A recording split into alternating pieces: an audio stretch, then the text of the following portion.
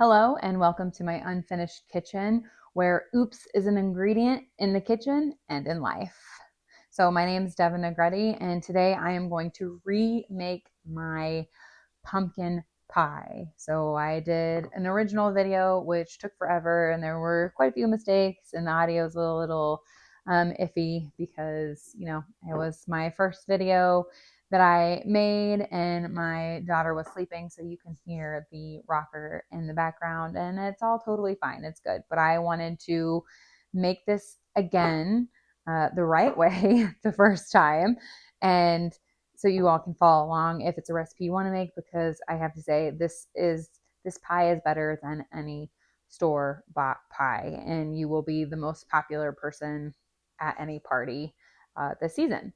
So we are going to make, again, the Betty Crocker pumpkin pie with a homemade pie crust recipe because it's super easy and it truly doesn't take long as you don't mess up. But last time, like the full filming and everything, it took like 45 minutes for me to make. So we're going to try and make it a little bit quicker this time. But like I said in the last video, this is the Betty Crocker cookbook. It is the 1969 version. It is the version that has all of the goodness in it and no substitutes. So we are going to, and I'm still going to reference the recipe because I have to reference the recipe. So we're going to make there's a standard pie pastry and there's an oil pastry. So we are going to do the oil pastry. That is the 9-inch. So we are going to get a mixing bowl, which I'm not prepared because I don't have a mixing bowl. So hold on 2 seconds. All right, that was literally 2 seconds. Okay, so we are going to start with 1 cup of flour plus 2 tablespoons of flour to go ahead and get started on our pie crust.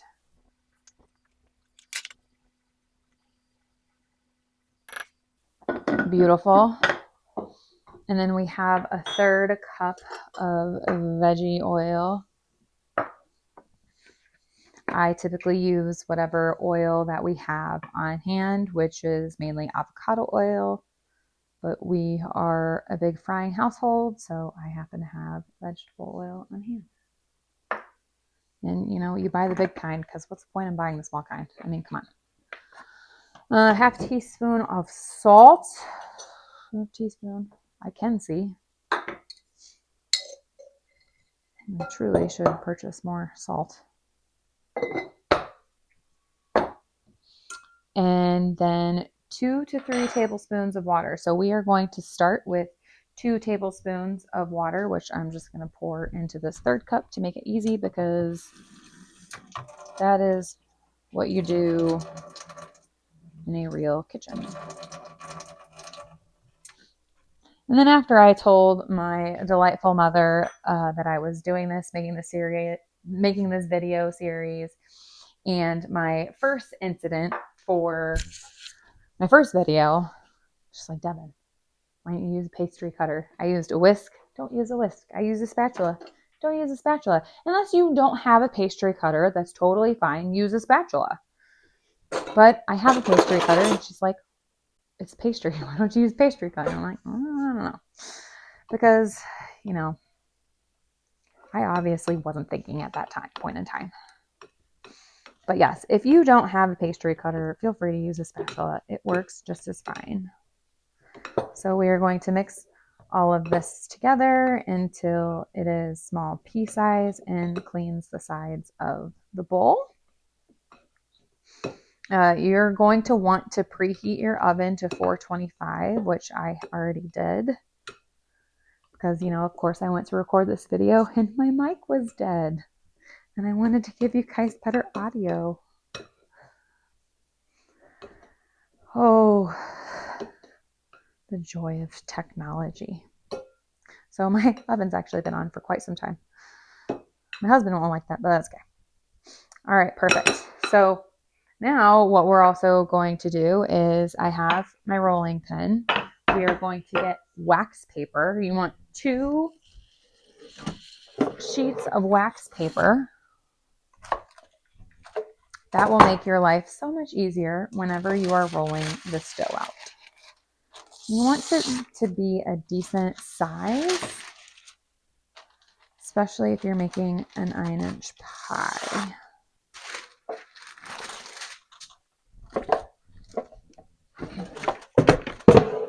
And you won't know this in real time, but I recorded the first video, I believe, was it last week? Last weekend, I believe, is whenever I recorded the first video. And I'm making pumpkin pie again because, well, why not? 'Tis the season, right? 'Tis the season to eat and make pumpkin pie. And why not just make another pie? I mean, I'm going to eat it. My husband's going to eat it. Everybody's going to eat it. So it's fine. All right. We certainly do not need more water. This is nice and oily. I don't know, the oily, it just, after eating the last one, which, I mean, the last one came out just fine, tasted glorious. It was delicious. It was crispy. It was flaky. It was so good. And it is way better than any store-bought pie you will ever eat. I'm hands down, my friends. So it's totally worth it. Okay, so you take your other wax paper and you sandwich it. And then you start to roll it out.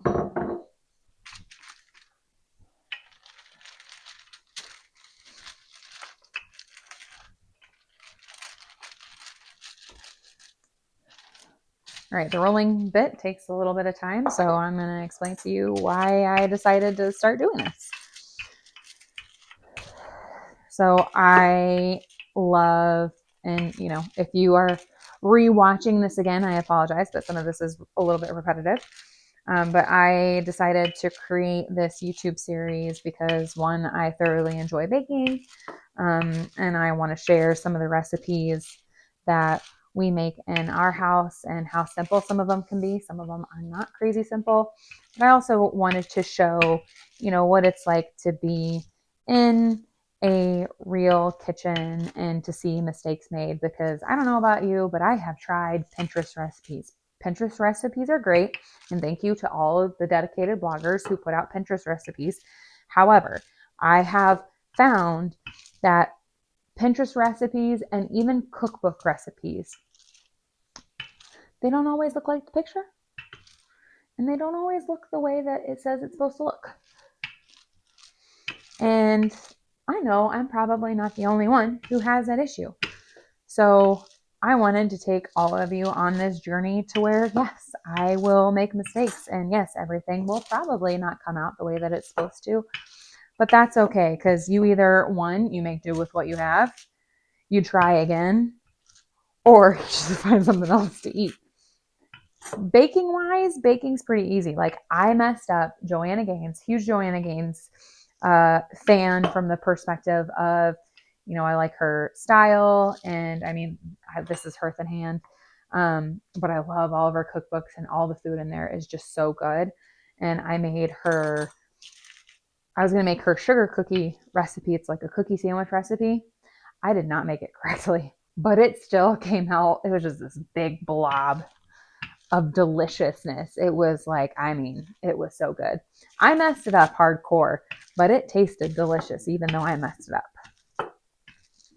And I still made it. I still rolled with it because I was like, you know what? We'll see what happens. We'll see what it turns out to. And it turned it out to, like, it was literally like this on the baking sheet. And it turned out so good, even though they were not cookies. They were just one big cookie greasy deliciousness. But we all make mistakes. There's a lot of you who are, you know, I am in my mid-30s and I make mistakes. I'm sure that there are a lot of new bakers out there, new cooks out there. You know, maybe you're in your early 20s. Shoot, maybe you're even in your teens and watching this. And it's okay. It's okay to make mistakes. Everything doesn't need to be Instagram perfect. I mean, yes, I do love to take a picture of Perfect. I love to take a picture of a pretty dish, but I also like to take pictures of things that I made because I'm like, kudos to me, I made that. I didn't go to the store and purchase it. I made it. Like over the summer, I grew green beans and I cooked them. I'm like, I grew this. This is super cool. They're just green beans, but I grew it. That's awesome. Was it picture perfect? Absolutely not. Was it Instagram worthy? It was share worthy because I made it. Okay. So now we have a fairly flat crust. It might be a little too flat. Well, that's okay. I'm also using an actual pie dish. The other dish that I used last time, which it is a very, very pretty dish. I don't think it was 9 inches. I think it was actually larger than 9 inches. And it, everything was good. The pie was still great and everything. But my crust was paper thin on that, which was actually really nice. But I just thought, you know what? Let's just use an actual pie crust or pie plate for this video.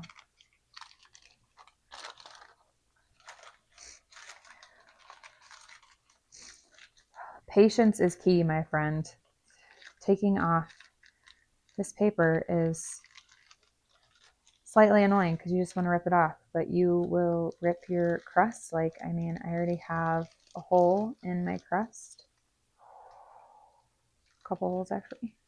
Oh, ta-da! Okay, so see, I have a few holes in my crust, and that's totally fine. I'm not gonna freak out and just start over. We're just gonna smoosh it down.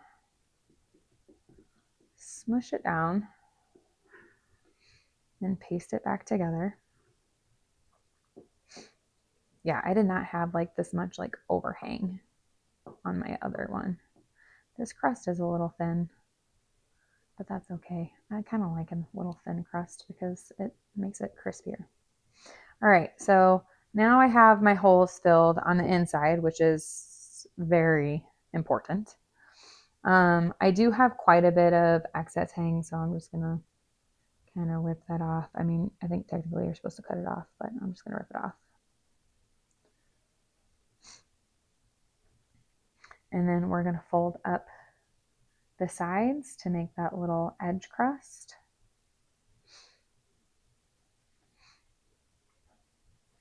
And like I said in the last video, I grew up eating this, and my mom, she would take these scraps and she would like roll out these scraps because, I mean, you don't waste dough.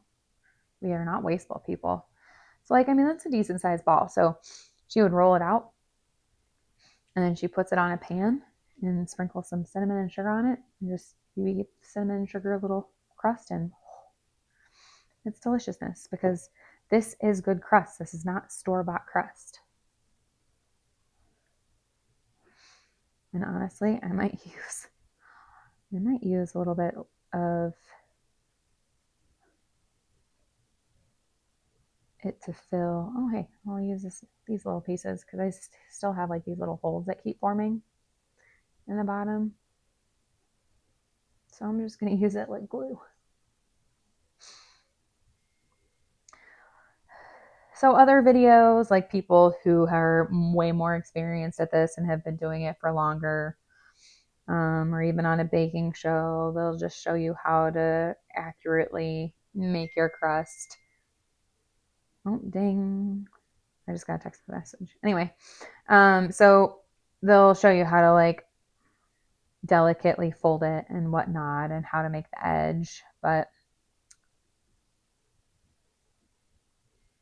I care about the taste. I don't necessarily care about how it looks. But this is what our pie crust looks like. It's not fancy, but it's going to taste bomb diggity. All right. It's going to taste so freaking good. Okay. All right. So now we are done with our wax paper. And we're going to set our delicious pie crust aside so then we can go ahead and start making our, oh, whoops, I missed all that crust. That's I'll just add it to my ball when I make my little tart. If I'm feeling whimsical, I'll show you the picture of the tart later on in the video. I'm not going to walk you through. You literally just roll it out on the wax paper that I just crumpled up. And then you just put it on like a cookie sheet. Put parchment paper on the cookie sheet. Put that on there. Sprinkle some cinnamon and sugar. And boom, you have a nice little tart. Something else from the last video that I wanted to do is wanted to give a better angle because I'm not switching up angles and doing close-ups of things. I mean, I will do a close-up of the later portion of the pumpkin pie recipe, but this is just going to be one flowing video, and I want to give you a little bit better of an angle. So now we're switching to the pumpkin pie filling. So I'm going to put my right attachment on here to my lovely KitchenAid. Thank you, KitchenAid. You are fantastic. Okay, so 9-inch pan, and I should drape this over. My family's about to walk in, so it's gonna get a little loud here. So Betty Crocker has 8-inch and then 9-inch directions, and I always have to cover the 8-inch because then I get confused. So we need 2 eggs, which I also didn't get out of the fridge. I mean, all of this, like for the filling, this, you throw it all in. There's nothing fancy. No like whisk eggs or anything. Well, no, that's a lie. I lied. Don't listen to me. Read the directions, people. Beat eggs slightly with a hand beater, but we're going to use this mixer. So we're just going to get those broken up real quick.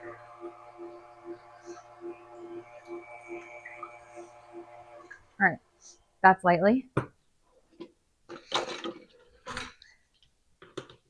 And then the rest of the ingredients you just beat in.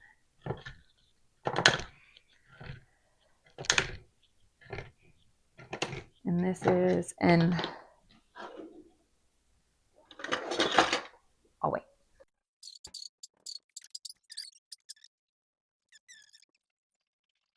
We're going to add in the pumpkin.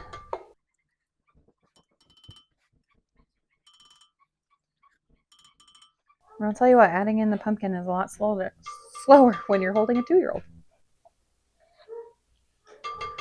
This is my 2-year-old Maverick, and then I have a 6-month-old daughter, Cooper.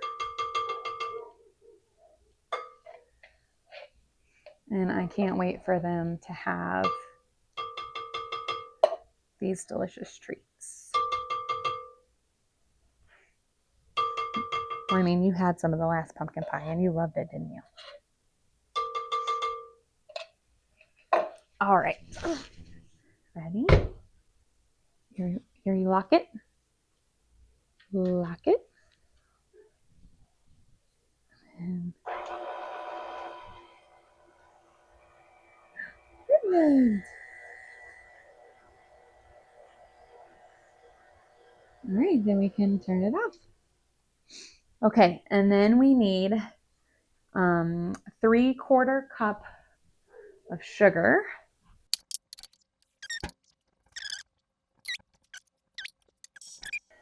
And then we need 1/2 teaspoon of salt.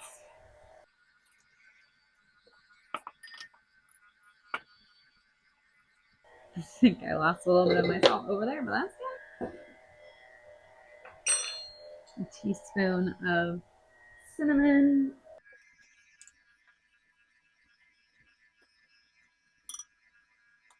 1/2 teaspoon of ground ginger.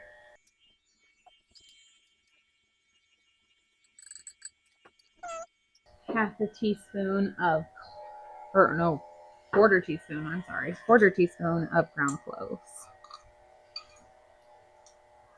Pumpkin pie spice mix is also a great option, but this is all strictly this is basically pumpkin pie spice, the mix that I'm making. And scrape the edge of the bowl. Yes, I can turn the mixer off. I don't typically like to turn the mixer off.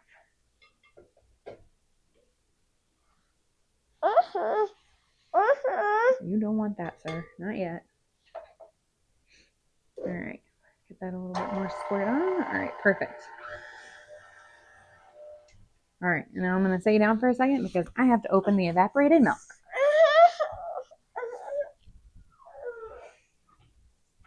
All right, oh wait.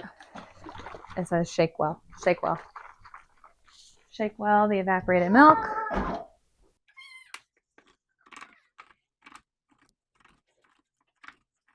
And you need 1 2/3 cups of evaporated milk, which after my last video, we found out that this is basically 1 2/3 cups. So we're just going to go ahead and mix this in.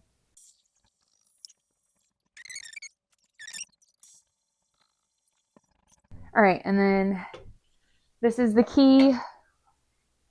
As you can see that this is all very liquidy. So one thing that you want to do, and this is what it says in the directions, is you take the crust and you go ahead and you put it in the rack, and then you pour this while it's sitting on the oven rack, so then you can easily push it in, or else you're going to have, I mean, this is nothing but straight liquid, so you're going to have it sloshing everywhere. So we're going to do that real quick.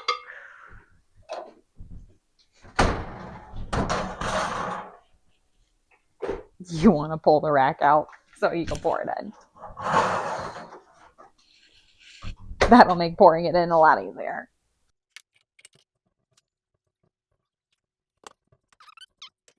So I am not going to put any more of the liquid in because it is very, very full. And I just kind of sloshed liquid everywhere. And that's okay. I'll reach over and bring you a little closer to me. Sorry, a little up close and personal, but this is what it looks like. So it did slosh a little bit over on the crust, but that's okay. It'll all bake, and guess what? It's also going to taste delicious. So this is going to be on for 425 for about 15 minutes. And then you lower the temperature to, I believe, 350.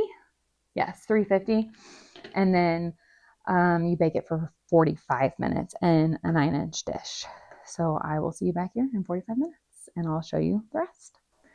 Okay, so our pie is officially done. So you'll see that I have these slits in here to test that your pie is done. You just put your very sharp knife through the pie and make sure that the knife comes out clean, and that tells you that the pie is done. And then you have pumpkin pie. It's not pretty. It's spilled over. I got that's burnt, pumpkin pie on the sides, but you know what?